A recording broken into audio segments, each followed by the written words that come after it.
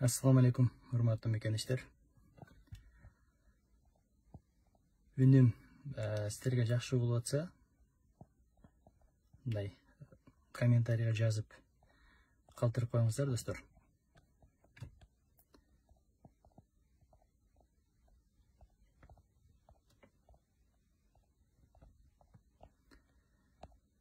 Biraz сұрау жауап қылайлы.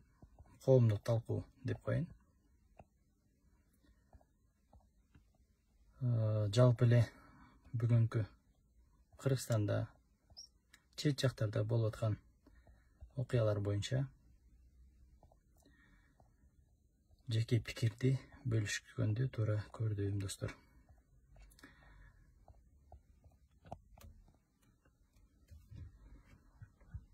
Үнүм кандай болуп атат, достор, мындай жазып коесуздарбы? Үнүм жакшы болбой атса, мен настройка кылып сіздерге болушунча үнүм жакшы жеткизгенге аракет кылайын.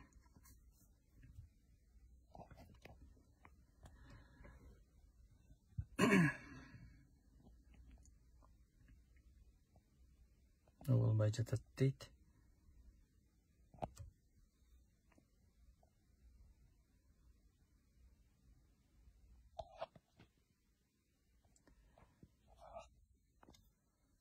Катуураак сүйлөсөң дейт. Эми болуп атабы, достор, мындай катуураак сүйлөйүнбү? Ушундайбы?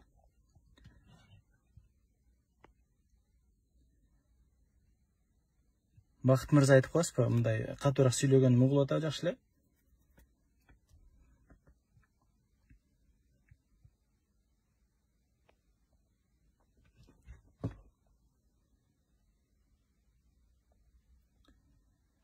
Урматтуу мекендештер, ассаламу алейкум, дагы бир жолу. Бүгүнкү Кыргызстанда болуп аткан окуялар боюнча деги эле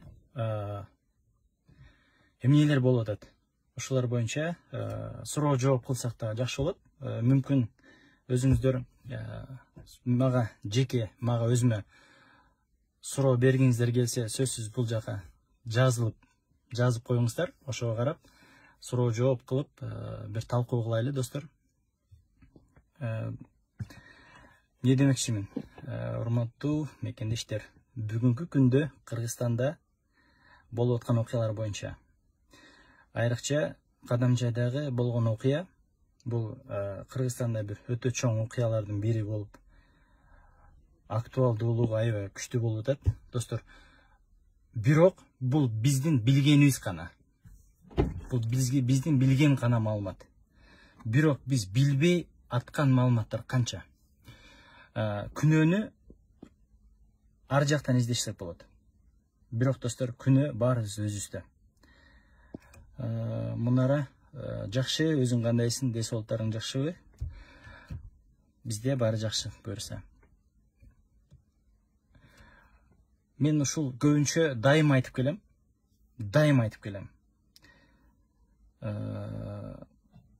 Кыргызстанда сыртка чыгып кеткен биздин аталарыбыз, апаларыбыз бул жакта жаш окуучу, жаш окуп аткан баласыны, кызыны таштап кетип атканы бул өтө өкүнүчтүү. Мен дайым айтып келем. Мен Россияда жүргөндө да, мигранттар менен сүйлөшкөндө да айтчумун. Бала чакаңды жаныңда алып жүрсөң алып жүрүшүң керек, же болбосо эч жакта таштаба депчи. Болбоду дегенде апасы жанында болуш керек деген. Достор, Эмил боюнча суроо атасыздар. Эмил боюнча бизде маалымат бар азыр. Кыргызстанга келген. Азыркы убакта ГКМБда, УКМКда СИЗОсунда калтырылды. 48 сааттын ичинде соту болот. Эми мыйзамга таянсак, эртең же бүрсү күнкүгө өзү эртеңкиден калбай соту болуш керек. Ошого карап, анан кийин баш коргоо чарасы каралат. Баш коргоо чарасы каралганда 1 айга дагы калтырыш мүмкүн. Орозубаев Асыл дейт, карап коюңуздар, ага да оор дейт. Биз продукта жана башкаларыны балдар жеткизиштир, берип келишиптир. Көп кабатыр болбогула деп айтты. Ал жактан кабар алып чыккан балдар баары жакшы деп айтыптыр, сүйлөшүптүр өздөрү. Анан келинчеги дагы сүйлөштүм деди. Кыскасы баары жакшы Кыргызстанда, ошол ГКМБда азыркы убакта. Бүгүн биринчи күн, саатына жараша 48 сааттын ичинде сөзсүз түрдө баш коргоо чарасы каралыш керек. Ошол баш коргоо чарасы каралганда дагы маалымат тарайт. Ага чейин деле УКМК, ГКМБ өзүнүн маалыматын таратыптыр. Бирок мен уктум аны. Ушундай биз Эмил Бекиевди алып келдик. Бүгүнкү күндө ушундай иш каралып жатат деп маалымат чыкты дейт. Ошол жактан окуп алсаңыздар да болот маалыматты. Маалымат так жазылып ошол жакта. Бизде деле ошондой эле маалымат, бирок бизде ошол сүйлөштүк, тамак аш жеткиздик деген балдардын маалыматы бар. Кандай гана сурооңуздар болбосун достор, бардыгын бериңиздер. Мен өзүмдүн жеке пикиримди айтканга акым бар, айта аламын, айтып келгенмин. Кайра эле жанакы жаш кызыбызга келсек. Менин эң чоң ушундай бир өзүмдүн оюмда көптөн бери айтып келгем, ошону дагы айтамын. Жаш 11-классты бүтүп сырт жакка жиберип коюп аткандагы ата-эне күнөөлүү. Бул жакта жаш курак кыздарды таштап кетип аткан, ал жактагы кетип калган ата-эне да күнөөлүү деп айтамын. Себеп дегенде мугалимдин берген маалыматына жараша угуп атасыздар, сиздер көрдүңүздөр, көрбөдүңүздөр билбейм. Бирок мугалимдин берген маеги мени күмөн жаратты. Себеп дегенде кээ бир убактарда ар жака кетип калган болчу, сабактарды калтырып койгон убакыттар да болуп аткан. Каякта жүрдүң десек, Тайжемдикине жүрдүм, аякка жүрдүм, биякта жүрдүм деген маалымат силер да уктуңар. Достор, бул өзү Кудай өзү бетин ары кылсын. Бирок Кудай сактасын, мындай иштер өтө жаман иш болду. Мен да өкүнүп турам. Бирок достор, эң жаманы биз кароосуз калтырып койгон. Биз карабай койдук балдарыбызды. Келечек ошолордуку, бирок сөзсүз түрдө аларга көңүл буруп карап турушубуз керек. Кой деп турушубуз керек. Жанында болушубуз керек. Ушундай маселелер өтө көп. Урматтуу сырт жакта иштеп жүргөн биздин мекендештер, жаш балдар азыр сырт жакта да жүрөт. Сырт жакта эмне кылып аткандарын баарыбыз билебиз. Сыртта жашап келген ар бир мигрант ал жакта биздин жаш 11-классты бүткөн, университетте бир күн окубай, же болбосо шаарда бир күн окубай, университеттин биринчи курсунда окубай сырт жакка кетип калып, ал жакта бузулуп кеткендер дагы өтө көп. Россияда ошончолук биздин жаштар клубтап жүргөндөрүн биз өз көзүбүз менен көрүп келгенбиз. Ассаламу алейкум, Карим аке, кандайсыз? Бул жакта азыр Карим Төрөбеков деген дагы кирди. Ал дагы билет. Сыртта биздин жаштарыбыз эмне болуп жүргөнүн. Бирок ошондой эле бул жактагы жаштарды, окуучу балдарыны таштап кеткен биздин ата-энелери дагы өздөрүнүн күнөөсүн карап, ар кимди күнөөлөбөй, күнөөнү өзүнөн да караса болот. Достор, сөккүлө, урушкыла, ар демке дегиле. Бирок мен айтамын, деймин. Себеп дегенде кароосуз калган кыз, кароосуз калган жаш кыздар, жаш балдар керек болсо кандай гана жолдорго барып атат, көрүп атабыз. Ошолдун артынан бул өтө жаман иштер болуп атат. Эң жакшысы жаныңарга алып кеткиле, же жанында болгула. Себеп дегенде тарбия бере турган убакта жанында болбой, акча менен тарбияны сатып албайсыздар эч убакта. Акчаны ал жактан 1000 топтоп келиңиздер. Акчаны камаздап топтоп келиңиздер. Бирок балдардын келечегини, тартибини эч убакта ал акчага сатып албайсыздар. Ошого ишенип коюңуздар. Себеп дегенде менде дагы ата-эне бар. Менде дагы ата-эне болгон. Убагында ошол мигрант болуп жүргөндө биз да жаш кеткенбиз. Бирок менин ата-энем мен агамдын колуна жиберген. Агам мага ата энемдин ордунда чоң көп нерселерди айтып, кеткенде канчада келдиң, бул чагы кел, каякта жүрөсүң деп сурап турчу. Фарида Мырзаева эжеке, канткенде мигранттар кайтат мекенине, өкүнүчтүү окуялар көп болуп жатат. Туура айтасыз, туура айтасыз. Бирок биз азыр Кудайга шүгүр дешибиз керек. Акчанын артынан биз аябай катуу түшүп алдык. Акчанын артынан кууп кеттик биз.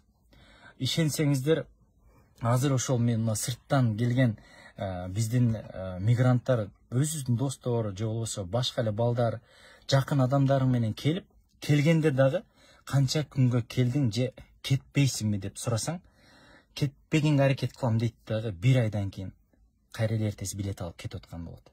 Себеп дегенде Кыргызстанга чыдабаган болот. Айланайын, сен Кыргызстан үчүн өзүң салымыңды кошпосоң, Кыргызстан үчүн аракет кылбасаң, Кыргызстан үчүн бирдемке салымыңды кошуп, Кыргызстан үчүн бирдемкени кыламын дебей, анан Кыргызстан менен кантип эсептешесиң сен? Сиздер кетип атасыздар, урматтуу сырт жакта иштеп жүргөн биздин, мен өтө көп тааныштарым сыртта жүрөт, билем, бардыгы анча-мынчалар бул жерде отурат, азыр угуп атасыздар. Мен көбүңүздөргө айтам, көбүңүздөр мени жаман көрөсүздөр, айтып да келемин. Кетпегиле, келгенде кетпегилечи деп айтам дайымачы. Бир күн болбосо бир күн бул жерден курсагыңды табасың, же болбосо акчаңды ошол жакта тапкан акчаңды чыдасаң ушул жерден иштеп табасың. Бирок сен Кыргызстанда жүрөсүң. Кыргызстанда кандай гана чет элден келип иштеп атышат бизнесмендер, көрүп атамын. Укмуш бизнестерин кылып атат. Мисалы мен түрк бир дос балабыз бар, анын жанында дагы орус бала экөө бир совместно келип бул жакта бир бизнес кылып иштеп атышат. Ошолор айтып атат да, биз Турцияда кылбаган бизнестерди Кыргызстанда кылдык депчи. Биз Россияда кылбаган бизнестерди Кыргызстанда кылдык. Силер эчтемкени көрбөйсүңөр, эмне үчүн сырттан эле көп нерсени сатып ала бересиңер депчи. Көп нерсе кылсаңар болот депчи. Ошолор мага наоборот бул жакта жүрүп, Кыргызстанда жүрүп, алар мага эмне кылышты? Кээде мындай көзүмдү ачып койгон убакыттар болду. Мына жакында буюрса кофейня ачылат деп аракет кылып атабыз. Кофейняга дагы өтө чоң ошолор мага мындай жол көрсөтүп, кандай кылса болот, кандай кофелерди алып келсе болот, кандай кофелер жасса болот, жана башкалардын бардыгын жол көрсөтүп, акыл үйрөтүп, көрсөтүп берген ошолор. Достор, ачка кала турган заманда жашап аткан жокпуз азыр. Биз аябай жакшы заманда жашап атабыз. Бирок, достор, сыртка кеткенди токтотпой атабыз. Биз керек болсо мына ушул эң таң калыштуусу, бийликтин өкүлдөрү ошол сырт жактан кыргыздарды сыртка кетирүүгө аракет жасап, башка мамлекеттер менен келишим түзүп, кыргыздарды оптом ошол жакка жумушка жиберип атканын көрүп алып, ах дейсиң да, ах дейсиң. Ошону реклама кылып эмне кыласың? Ошолордун бардыгыны окшош форма менен кетирип атабыз деп мактанып эмне кыласың? Эмне абийир таптың? Ошол жакта мен мисалы Кореяда барган балдардын айткан окуясын эле окусам, ушунчалык таң калдым. Мисалы Кореяда бир 47-ге чыккан бир киши айтыптыр, жумушка алыптыр 17 кыргыз баланы. Иштетип атып, айтыптыр да, силер вообще мындай неме экенсиңер депчи. Жалкоо экенсиңер, аябай жалкоо экенсиңер дептир да. Силер иштешти билбейт экенсиңер депчи. Жанакы 47-ге чыккан киши биздин жаш балдардан 3 адамдын жумушун аткарып, көздөрүн ачып коюп турду. Ошолор келип, 1 жыл иштегенден Кыргызстанга келип, ошол жакта кылган бадырын эгип, Кыргызстандын өзү теплица тигип, ошол жактан үйрөнүп келген нерселердин баарын Кыргызстанда кылып, бүгүн бизнесмен болуп иш кылып атышат. Биз Кыргызстандан сырттан бирдемкени үйрөнүп келип, кайра Кыргызстанга келип, салымыбызды кошуп, Кыргызстанда бирдемкени өндүрсөк, бул өтө чоң нерселерди жаратсак болмок. Өтө көп иштерди кылсак болмок. Бирок жок, биз сыртка кеткен. Бир жер болбосо азыраак айлык тийип атат, башка жерде кымбатыраак тийип атат экен деп башка жака да кетип калгандар өтө көп болуп атат. Ошолордун кесепетинен алар эртең жакшы жашоонун артынан кууп кеткенден кийин алар кайра кайтпайт. Айрыкча жаштар эчтенкени көрбөй туруп, сырт жактан бир укмуш нерселерди көрбөгөнү курусун болгондой эле, ал жактан көргөндөн кийин Кыргызстанга алар кайтпайт. Ошон үчүн ата-энелер туура түшүнсөңүздөр, мүмкүн угасыздар, мүмкүн укпайсыздар. Билбейм, бирок болушунча кармап калууга аракет кылыңыздар.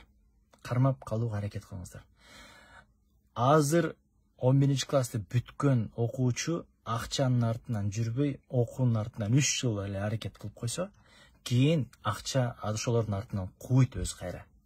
Азыр биз 11-классты бүткөн бала акчанын артынан куугандан көрө билимдин артынан кууп койсун, 3-4 жылдан кийин ошол билимдүү адамдын артынан акча өзү кууп калат.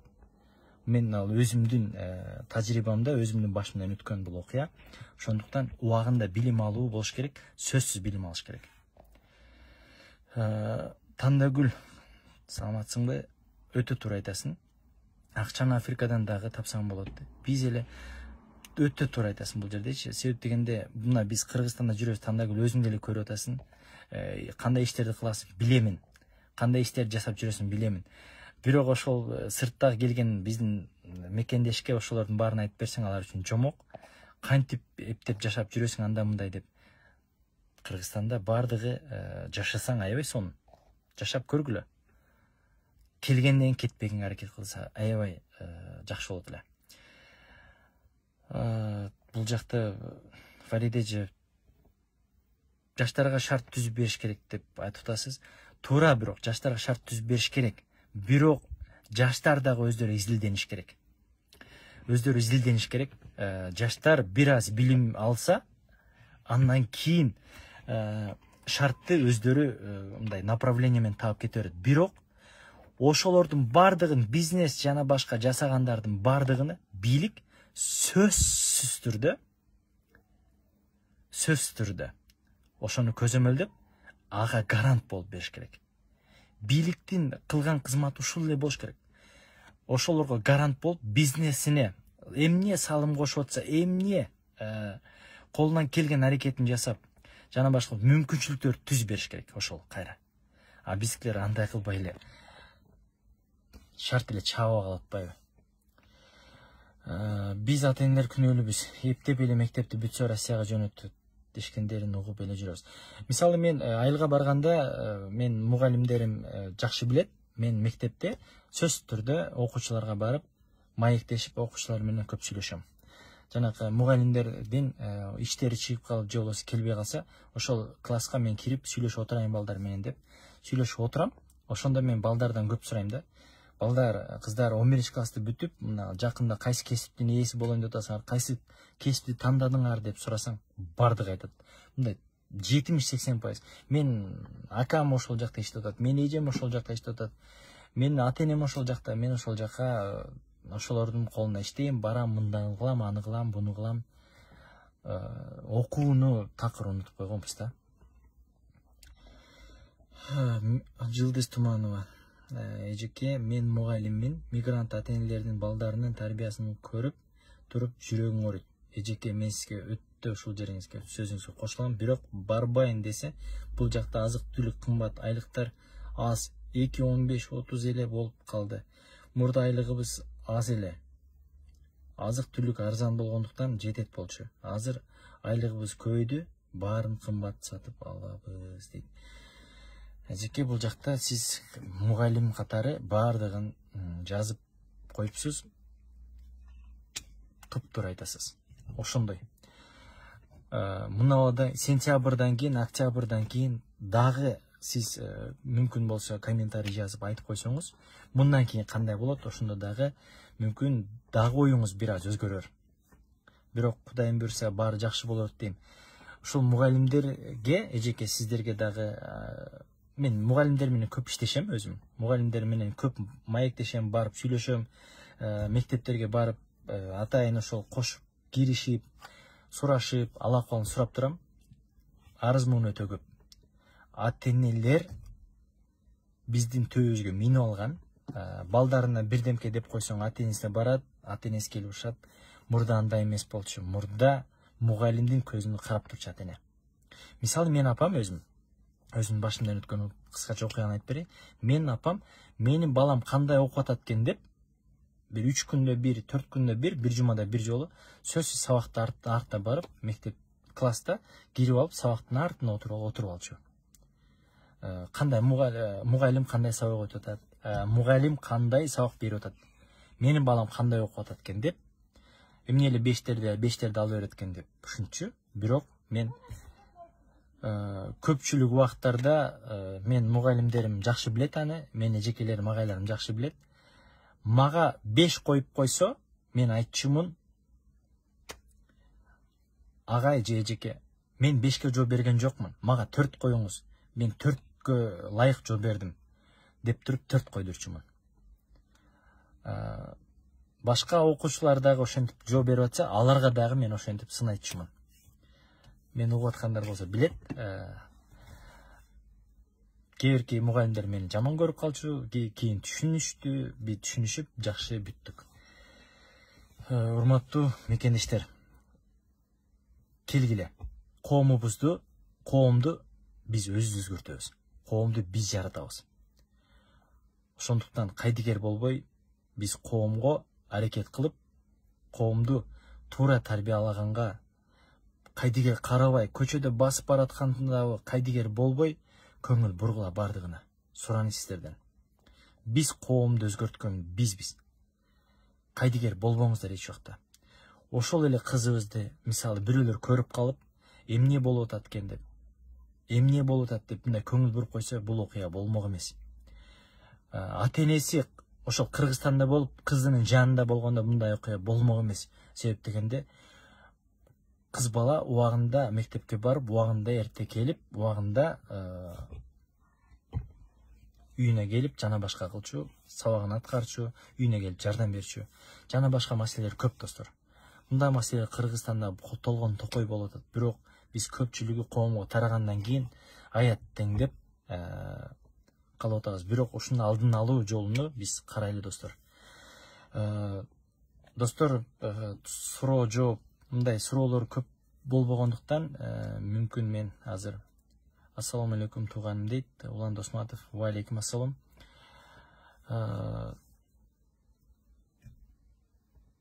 Мүмкүн сурооңуздар жок болсо, мен анда көп узартпайын. Кудай буйруса, тез чыгып турганга аракет жасайм. Себеп дегенде, бир көп болду өзү түз эфирге чыкпай калганыма. Туура түшүнөсүздөр. Себеп дегенде, биз талаалап көп жүрүп калдык. Ошондуктан бөлүшө албай, пикир алмаша албай калдык, достор. Саясатта эмне болуп атат? Дегиле Кыргызстанда эмне болуп атат? Ар бириңиздер мындай кайдыгер карабай, сөзсүз оюңарды айтып, кайдыгер болбоңуздар. Эң алгачкы ушул бир неме аракет кылсаңыздар, кайдыгер болбосоңуздар, баардыгы жакшы болот. Өзүм түз эфирге көптөн бери чыкпай калгандыктан, мен дагы сөз тандап, сөз сүйлөө речим бир аз татаалдыраак болуп калыптыр. Мени туура түшүнөсүздөр. Катуу айтсам же туура эмес айтсам, кээ бир килеңиздерге катуу тийип койсом, кечирим сурайм. Динар, туура айтасың Мирлан, ата энеси жанында болгондо мүмкүн болбойт эле. Элди тинткен бийликте күнөө. Мен ошону айтып атам. Бизди кыргыздарды пачкалап сыртка жөнөтүп, биз ушул мамлекет менен, ушул жер менен, ушул келишимди түздүк, булар менен аны кылдык, буну кылдык, бул жак мигранттарды сыртка жөнөтүүнүн ал системасыны уюшканга аракет кылдык. Кыргыздарды эшелон кылып, пачка кылып жөнөтүш керек деген сөздөрдүн ордуна бүгүнкү күндө бийлик кыргыздарды кайт кыргыз. Кыргызстаныңа кайт, Кыргызстанга келип жаша. Кыргызстанды кошо көтөрөлү. Кыргызстанды кошо түптөйлү. Сенин жоктугундан Кыргызстан ушинтип алсырап атат, сенин жоктугундан Кыргызстан ушинтип ал артка баратат. Ошо кел кыргыз. Өз жериңе кел дагы, өз бизнесиңди, өз салымыңды кош, Кыргызстанды кошо өнүктүрөлү десе, анда өтө сон болмок. Өтө сон болмок. Ушул политика бизде жүрбөй атат. Биз кыргыздарды кайра тараттуу жолун аткарып атабыз. Ишенсеңиздер, Кыргызстандан сыртка чыгып кеткендердин бардыгы кыргыз улуттары. Мен нацист эмесмин, мен башка улуттардын баарын сыйлайм, кыргыздардын баарын сыйлайм. Бирок сыртта жүргөн биздин Кыргызстанда сыртка чыгып аткандардын бардыгы кыргыз улуттары.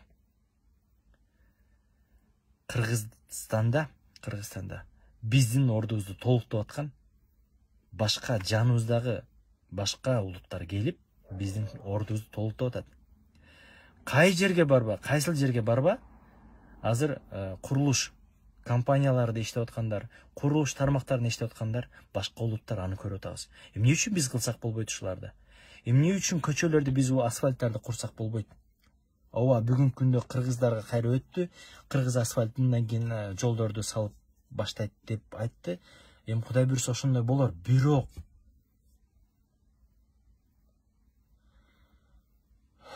биз дагы аракет кылалы, достор.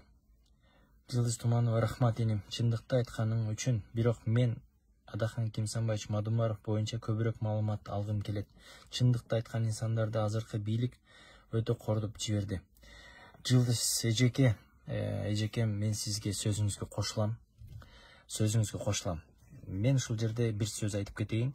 Жакында эле Адахан Кимсанбаевичти ажырашты. Адахан Кимсанбаевич келинчеги менен жашабай калды, келинчеги менен мүшүнтүп кетти. Адахан Кимсанбаевичка жабыштырган мен өзүмдүн карындашымды жабыштырып атышат, Орозайымды. Ушул боюнча кыскача как раз эстетип калдыңыз, мен токтой кетейин. Каралоонун бир жолу ушул. Адахан Кимсанбаевичтин келинчеги, биздин жеңебиз, мен үйүндө эле көрүп жүрөм. Келип кеткенде ал жактан кошо эле жүргөнүн көрөм. Анан кийин булар каяктан токуп, кандай маселе кылып, кандай бирдемкелерди жасап чыгып атат, өтө түшүнүксүз. Андай документтерди каяктан жасап, ким берип атат, маалыматтарды ким жасатып атат, бул тоже бардыгына сиздерге мындай жеткиликтүү эле болуп атат болуш керек, кимдин күчү менен болуп атат. Андай документтер көп жерден ала бербейт, көп жер бере бербейт. Сиздер барып сурап көрүңүздөр, бирөө боюнча маалымат эмес, керек болсо справка да бере албайт. Бул атайын ушундай кызматтардын кылып аткан бул иши деп ойлойм мен. Себеп дегенде андай маалыматтар, андан курч маалыматтар чыгып аткан убагында бир бала бар эле, бир толук келген. Булчиев Семиз, ошол көбүрөөк ушундай маалыматтарды чыгарчу, ал бир аз көтөрүлүп кеткен окшойт, андан башка иштей баштаптыр. Адахан Кимсанбаевич эмес, Орозайымга такалсак. Айланайын, ушул эркектер чыгарып атат ошол маалыматтарды көбүнчө. Бир аз абийирибизге келсек, бир аз эркектиктин намыстары ойгонсо, эркексинби кыз баланы кордогондон көрө коргоп бир аз кызга жакшы мамиле жасоону, же болбосо жакшынакай сөз менен айтууну үйрөнбөйсүңбү кыргыз? Качан ошону кыласың? Качан кыздарыбызды кордоп, талкалап, кыздарыбыздын артын жаман жагыны чыгарып, кордоп, качан ушундайларды токтотобуз? Эми ал баланын атын айтасам, мен убагында да ата алган эмесмин. Атын атаганга да татыктуу эмес. Бир көкмээ бар.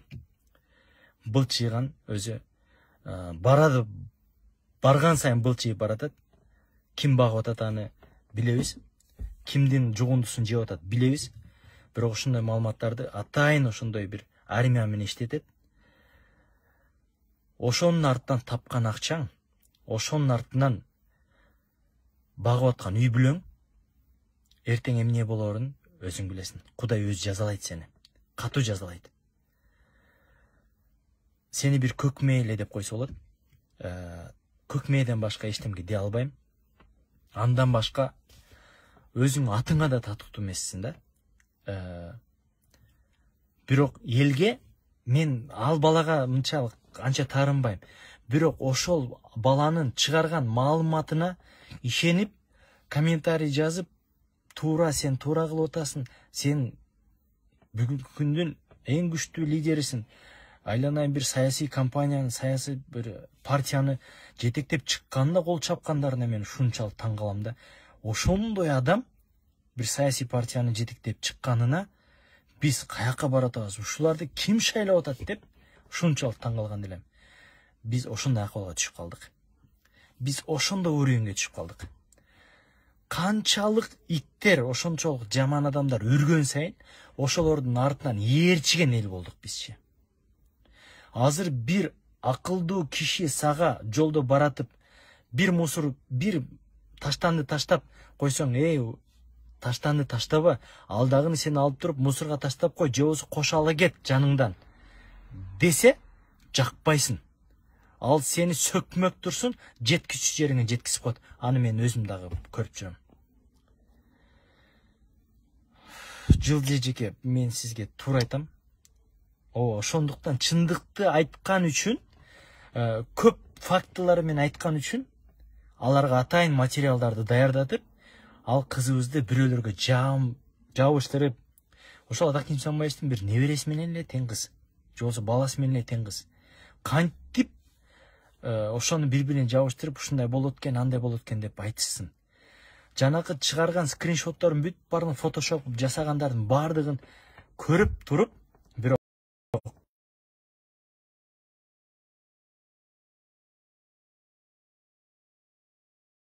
көпчүлүгү фейк экен бирокчу. Бирок фейктер бизди бүгүнкү күндө башкарып атканына биз бүгүн толук ишенебиз. Фейктердин айтканын кылып калган, фейктердин артынан ээрчип калган биз элбиз азыр. Урматтуу мекендештер, мен көбүрөөк сүйлөп койсом кечирим сурайм. Бирок достор, бизде өзүбүздүн башыбызда акылыбыз бар. Ата-энебиз берген акыл, жашоодон тажрыйба топтоп, жашоодон алган болгон акылыбызды топтогон башыбызда мээбиз менен чыккан маалыматтарды фильтрлеп, бир аз болсо дагы өзүбүз анализдеп, анан кийин ой жүгүрткөндү үйрөнөлү. Жазса эле ошонуку туура деп, маалыматтын артынан ээрчип, кол чаба бергенди токтотолу. Фейктер бүгүнкү күндө Кыргызстанда өтө чоң ролду ойноп аткан. Деги эле фейктер Кыргызстанда эмес, дүйнө жүзүндө фейктер азыр көп маалыматты ошолор алдыда бизден. Алардын маалыматыны фейктер чыгарат. Фейктен жанагы ютубер, блогерлер бар, ошондой бийликтин акчасына жана башкаларына бир маалыматтарды чыгарып таратыш үчүн атайын даярдалган ютуберлер бар. Тапкан акчаңар арам, билесиңер аны. Бирок ошонун артынан үй бүлөңөрдү багып жүргөн силерге дагы ыйман берсин демекчимин. Жалпы эле кыргыз элине, жалпы эле кыргызстандыктарга, урматтуу мекендештер, кайткыла Кыргызстанга. Биз Кыргызстанда азайып баратабыз. Биз талалап баратабыз. Өз жериңде, өз наныңды таап жегенге баары Кыргызстанда бар, жетет бардыңарга. Бардыгына насип кылган. Убагында жашап келгенбиз. Дагы да жашай беребиз. Ошондуктан, урматтуу мекендештер, Кыргызстаныңа кайт. Балаңдын жанында тур. Кыргызстаныңдын жанында тур. Кыргызстан бүгүнкү күндө кыйналып жатканда сен ошол күндү көргүн. Кыргызстанды ушул акыбалдан чыгарчу бир гана ошол жалпы кыргыз эли. Биз жалпыбыз биригип, жалпыбыз кыйынчылыктан сүйрөп алып чыгып кетчү бул жалпы кыргыз эли. Эч кимге таянбагыла. Эч кимден үмүт артпагыла. Ар бириңиздер өзүңүздөр аракет кылыңыздар. Мираш Жолдошев дейт, бул жалган дүйнөдө корккула, эртең акырет бар, түбөлүк. Ким жалган маалымат жазса, ал маалыматты кошо таратса, эртең акырет бар, азабы күчтүү да кансалар. Мираш Жолдошев, мен сиздин сөзүңүзгө өтө кошулам. Мен сиздин сөзүңүздү колдойм. Фейктердин артынан, троллдордун артынан жалган маалымат. Фейк маалымат деген бул жалган маалымат деген сөз. Фейк деген сөзү калпычы, жалганчы деген сөз. Кыргызчасы достор. Ушундай билели. Дегеле айтарым, кайткын Кыргыз. Кыргызстанга кайт. Кыргызстан бүгүнкү күндө сенден суусап турат. Кыргызстан балаң, кызың бир тойда бир кыз апа мен аябай сени сагындым деп ыйлаганы бардыгыбызга ошондой бир көзүбүздөн жаш агып турду болуш керек. Бирок биз 3 күндө унутабыз. Муну Кадамжайда болгон окуяны көрөсүздөр 10 күндөн кийин унутуп калабыз биз. Биз унутабыз буну. Биз эртең 10 күндөн кийин башка бир нерсе болсо, жөнөкөй эле бир маалымат тарап кетсе, ошонун артынан ээчип кете беребиз. Бул унутулат достор. Бирок кайгы калат. Эртең ошол күн сенин башыңа түшпөсүн. Алдын ала аракет кыл. Ийгилик достор бардыгыңыздарга. Ошондой күндөрдөн өзү Кудайым аракет кылсын. Ошондой күндөр болбосун. Кыргызстаныбыздын келечеги жакшы жактарга өркүндөсүн. Кыргызстанда бардыгыбызды Кыргызстанда жашаганга, Кыргызстандын суусун ичип, Кыргызстандын абасын жутканга насип кылсын. Бардыгыңыздар Кыргызстанда тауып, Кыргызстанда иштеп, Кыргызстандын акчасында жашап калгандарга буйрусын. Кайткыла Кыргызстанга урматтуу улуу элим дейт Жылдыз Туманова. Эжеке, туура айтасыз. Анча-мынча соц тармактарга жазып, туугандарга айткыла достор. Кайтышсын. Акча бул бактылуу. Бирок балаңдын келечегин азыр бүгүн кармап кала албасаң, эртең кармап кала албайсың. Тандагүл, ийгилик сиздерге, элим жерим деген жигиттер көп болсун. Кайдыгер болбой өзгөрүүнү өзүбүздөн баштасак. Өтө туура айтасыз. Өзүңдөн башта. Биринчи бийлик эмне кылды дегенден мурда сен Кыргызстанга эмне кылдым дегенди үйрөнөлү. Иншаллах Мирлан брат, булар менен эсептеше турган күн келет. Иншаллах буйруса. Фейктердин өзүнүн ролу ар бир убактысында өзгөрүп турат. Ошондуктан алдарда күндөр келет. Ийгилик достор, бардыгыңыздарга. Мүмкүн болсо видео жакса комментарий калтырып, сөзсүз түрдө бөлүшүп коюңуздар. Эми жакпаса комментарий эмне үчүн жакпады, эмнени туура эмес айттым, сөзсүз жазып коюңуздар. Мен сиздерге комментарийде толук жооп жазып, ал жактан маалымат катары бөлүшөбүз достор. Видео если жакса, дагы бир башка маалыматтар боюнча түз эфир кылып ушундай сүйлөшүп туралы десеңиздер, сөзсүз комментарийге жазып коюңуздар достор. Сүйлөшүп, жолугушуп турганга насип этсин. Көрүшкөнчө достор. Аллахым колдосун, силерде жаштарды жолуңар ачык болсун. Рахмат сиздерге да, бардыгыңыздарга жолуңуздар шыдыр, жолуңуздар ачык болсун. Ийгилик достор.